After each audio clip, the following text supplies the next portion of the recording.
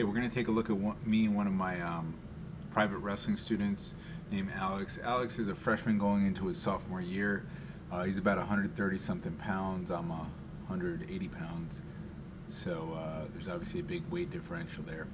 Alex is learning, developing skills. He's really, I think, hasn't had the appropriate skill development, a lot of application. Here, I'm keeping him to keep wrestling, keep wrestling. So it's like a sparring session where I'm kind of like helping tutor him as well. I'm trying to provide movement for him so he feels that, so he sees that.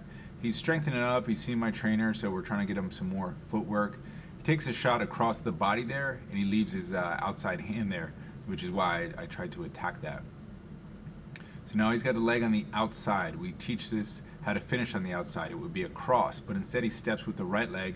The problem is when people do this, sometimes people can get behind them, which I tell him and show him. So here I tell him, I say, Alex, when you do this and you come inside, I see this in jiu-jitsu a lot, grappling, there could be a problem. I could come behind, or actually, when you hit the mat, usually you could just turn. But here, when you switch and you cross the leg and cross the arm, meaning the left and then the right hand and then the left leg, it's better. You can just rewatch that. So again, here I'm trying to show some movement here on the feet. He's kind of hanging out in the tie-up, which isn't what I want from him. I want him to move and snap and move both hands and snapping on my head to try to get some movement. Here, now I'm kind of just standing still, waiting for him to break me down. He goes for a front headlock. He goes for it, but I put my right arm to block it there. When he goes, he needs to clear the hip there. So again, snapping, if you have all your weight going forward, you're going to get snapped. Here, he goes in for the shot. He takes another shot, which I give it to him, because obviously I want him to develop and get better. So here, he lifts the leg right here, and then he's just going to circle to his left. So he does that right, which is why you give that to him.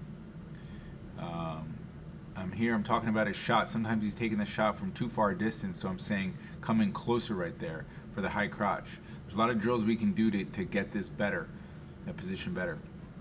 So here we go again. I'm grabbing a collar tie. I want him to react. I want him to take advantage of the collar tie, maybe get a Russian or break that tie up, and I show multiple drills for that. So now I had the inside tie and I just went for the single leg here. I come around a circle.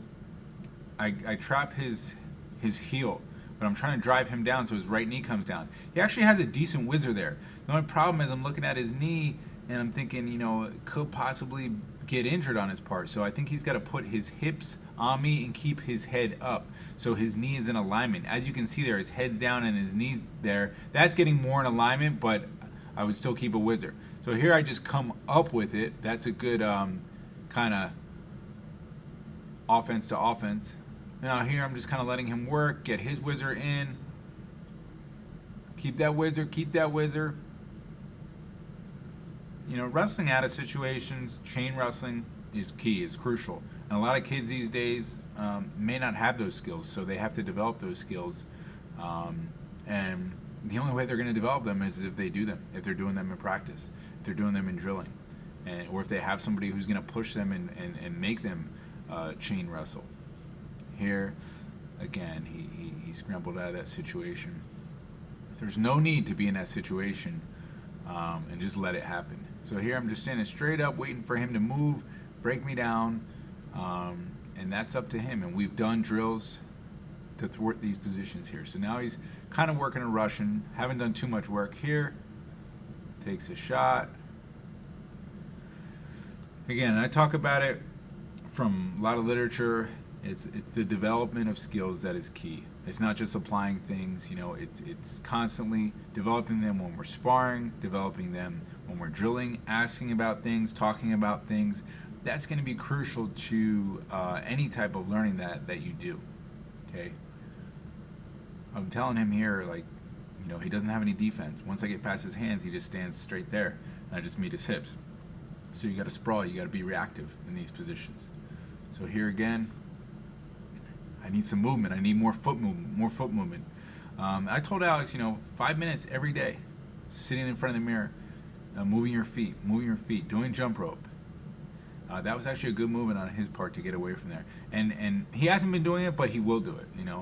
Maybe you'll watch this and start, doing some more stuff. But I mean, you got to take it into your own hands.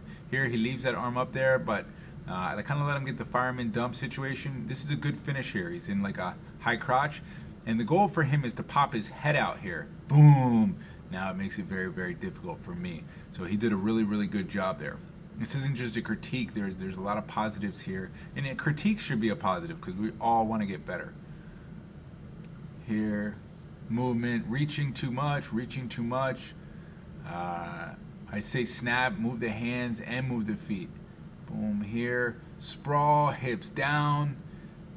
I wouldn't come up like that. I would circle up.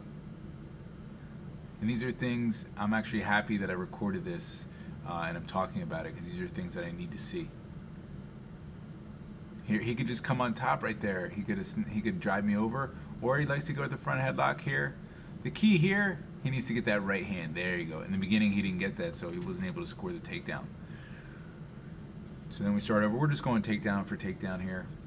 Again, it's a light session here where we're developing. He usually has a partner, but his partner didn't make it, so I was his partner today.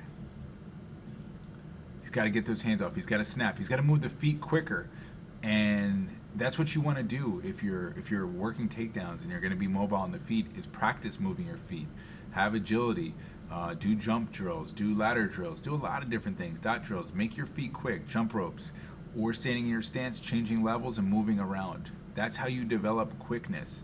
It just doesn't, some people are quicker than other people, but you can work on it. You can work on it by practicing. And how do you get quicker? Good technique within your sprints, within your drills, efficient technique. Boom, here. I tell him, hey, just peel the hand off right there for the ankle pick. It's a difficult move to stop.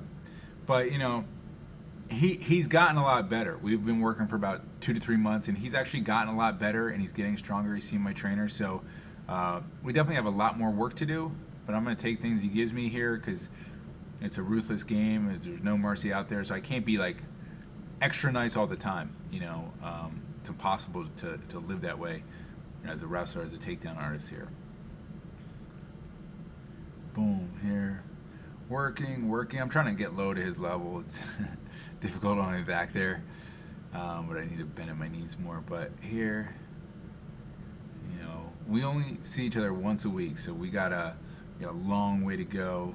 He went to states last year, and we're trying to make him, hopefully a champion in Delaware. Delaware is not like the most difficult place, but he's doing some stuff. But I think if he puts it all together and gets the drills in a few months before the season, he also goes to another wrestling program that he could train more with more people at. Hopefully he can put it together here. Boom, crotch, double. That's good, but it should be more put together, chain together, reactive. And that's it. Thanks, guys.